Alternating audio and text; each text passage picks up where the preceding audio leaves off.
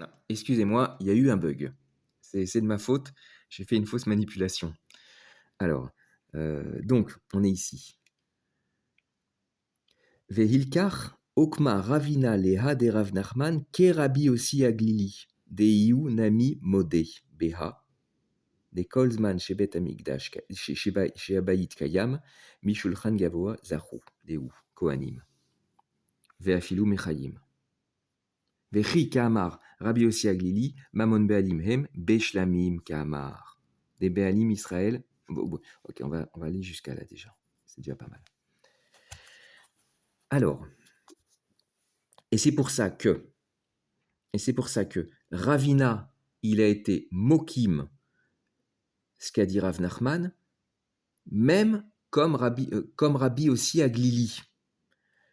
Car lui, des Ihu Nami, car lui aussi, car Rabbi aussi Aglili aussi, est modé, est d'accord, Beha, là-dessus. Excusez-moi. Pardon, excusez-moi. Beha, parce que même Rabbi Yossi Aglili, il est modé, Beha, sur le fait que des Kolzman Shabai Kayam, que Bisman Bet Amigdash, d'accord, à l'époque où il y a le Baït, d'accord, Mi Shulchan Gavoa Zahu Leu, que pour les Bechorot, d'accord, c'est du Mammon Gavoa, c'est Mi Shulchan Gavoa Zahu, ils sont en train de consommer depuis la table d'Akadosh Baruch Hu. Les Kohanim, pardon. Mishulchan Gavo Azahu, les Kohanim, que les Kohanim ont consommé de la table d'Akadosh Baruch Hu. Veafilu Mechayim, et même de leur vivant. C'est-à-dire, même Rabbi aussi Aglili est d'accord pour les Bechor, d'accord, c'est spécial pour les Bechorot, que même de leur vivant, c'est Mammon Gavoa. Vechi Kaamar Rabbi aussi Aglili, Mammon Bealim Hem, Beshlamim Kaamar. Et quand est-ce que Rabbi aussi Aglili, il a parlé, d'accord, comme quoi, quand est-ce qu'il a dit que c'est du Mammon Béalim? C'est dans les Shlamim qu'il a parlé. D'accord? C'est dans les Shlamim. Des Béalim Yisraël, Lozachuleu Mechayim Mishulchan Gavoa. Parce que les propriétaires Israël, c'est-à-dire dans Shlamim, d'accord, ils ne les comment ça s'appelle, ils ne les possèdent pas de leur vivant, les Shlamim, depuis la table d'Akadosh Baruch Hu. C'est-à-dire, c'est leur mammon, d'accord? C'est leur propriété, d'accord?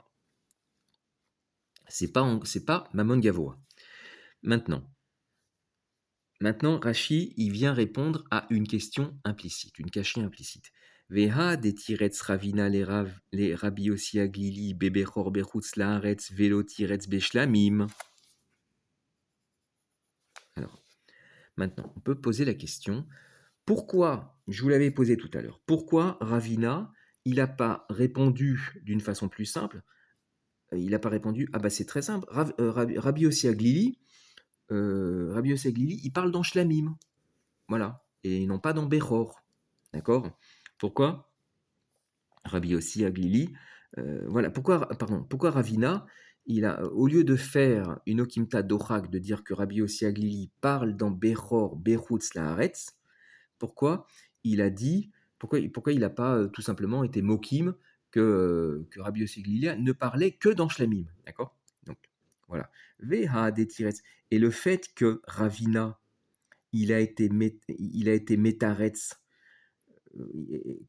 que, comment dire, que dans son Teroutz, Ravina, il a dit que Rabbi Yossi Aglili parlait dans Bechor, Bechutz Laaretz, et qu'il n'a pas été métaretz et qu'il n'a pas fait un teroutz en disant que Rabbi Yossi Aglili parlait uniquement dans Shlamim. Pourquoi? Mishum des Seifa des Braïta Mochiach des Bebechor Kamairi. Parce que là-bas, un peu plus loin dans la Gemara, d'accord, bah c'est ici, là, vous voyez, Goufa. Goufa, c'est la suite de la Gemara, d'accord. On reprend cette Braïta, et là-bas, vous voyez, regardez. On va la lire, puisqu'elle est sous nos yeux. Goufa, ou Ma'ala Ma'al Bachem, les rabot Kodashim Kalim chez Mamono d'Ivri Rabbi Yossi Aglili, Ben Azaï Omer Lerabot et Ashlamim, attention, Abba Yossi ben Dostai, Omer Lo Amar Ben Azaï Ella Bebechor Bilvad. Voilà. C'est aussi dans Bechor. D'accord. C'est pas ce que lui dit, hein. Mais en tout cas, Rabbi Yossi Aglili, ça concerne aussi Bechor. D'accord. Là, il y a ce que Ben Azaï dit sur Rabbi Yossi Aglili et il y a ce que Abban Mendostai dit sur Ben Azaï. Bon, peu importe.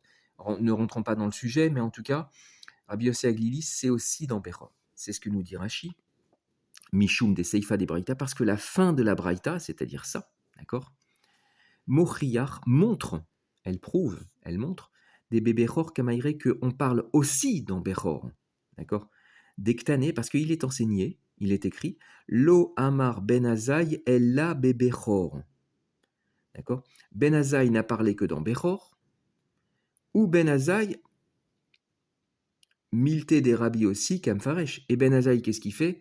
Ben Azaï, lui-même, il parle, il explique la halakha de Rabbi aussi. Il parle sur Rabbi aussi. D'accord. Donc, bref, Abba Ben Dostai, qui parle dans Bechor, parle sur Ben Azaï, et Ben Azaï, lui, parle sur Rabbi aussi. Donc, bref, Rabbi aussi, c'est aussi dans Bechor. Ou le Kamé Mefaresh Milté. Donc, euh, on récapitule. Le comment dire, Rabbi Ossi Aglili a parlé dans Kodashim Kalim, que c'est du Mammon Be'alim, eh bien, il parle dans deux cas. Dans Shlamim, eh bien, ça peut être Bezman Bet Amikdash, sans aucun problème, c'est du Mammon Be'alim. Maintenant, Bechor, ok, eh bien, attention, ce qu'a dit Rabbi Yossi Aglili, c'est pas Bechor chez Nolad Be'eret Israël. C'est uniquement, Rabbi Yossi Aglili n'a parlé pour Bechor, en ce qui concerne Bechor, que Bechor chez Nolad Be'chutz Laaretz, que là, c'est du Mammon Be'alim. D'accord. Donc, si je récapitule un petit peu cette Soudia qui est assez compliquée, hein, je dézoome pour avoir une vue d'ensemble sur la Soudia. D'accord. Rabbi Ossi Aglili, à la base, a parlé dans Joie de Picadon.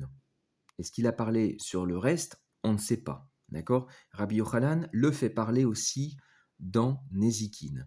D'accord. L'Agmara met en contradiction aussi avec Kiddushin. D'accord. Il y a trois Baalout. D'accord. La Baalout dans Joie de Picadon, d'accord, on nous confie quelque chose. La Baalout dans Nezikin, c'est-à-dire on est Chayav quand notre shor il heurte le shor de quelqu'un d'autre, et il faut que ce soit le shor qui appartienne à quelqu'un d'autre en pleine propriété, donc c'est une baalout, et aussi la baalout dans Kiddushin. Évidemment, pour être Mekadesh, il faut que ce soit avec un objet qui nous appartienne.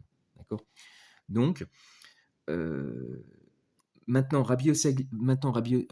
pardon, là, la Gemara, elle faisait un teroutz en disant que il y avait la marloquette, il y avait comme quoi il y aurait une marloquette entre Rabbi Yossi Aglili et Rabbanan Mechaïm, c'est-à-dire que Rabbanan, il dirait que c'est du Mammon Gavoa dans tous les Kodashim Kalim, euh, même Mechaïm. Là-dessus, on objectait une Mishnah à partir de Bechor, et finalement, cette Mishnah n'est pas une Kashia parce que c'est Bechor, et Bechor, c'est particulier. Même Rabbi Yossi Aglili, qui dit que c'est du Mammon Be'alim, que ce soit du vivant ou même que ce soit les Achar Mita, d'accord, ça, c'est dans Shlamim, d'accord. Maintenant, c'est aussi dans Bechor, mais attention, pas n'importe quel Bechor, c'est uniquement le Bechor qui est Nolad Bechutz Laaretz. Par contre, Bechor Nolad Be'eretz Israël, même Rabbi Yossi Aglili est d'accord que c'est du Mammon Gavoa. Voilà, j'espère avoir été clair, Baruch Bezrat Hashem, parce que c'est une souga assez compliquée qui fait intervenir pas mal de choses et ce qui s'articule différemment. Ah oui, oui, avant de vous quitter, je voulais vous dire, voilà, il y a Agaotagra.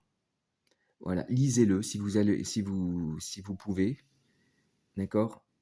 Voilà, il change beaucoup, d'accord.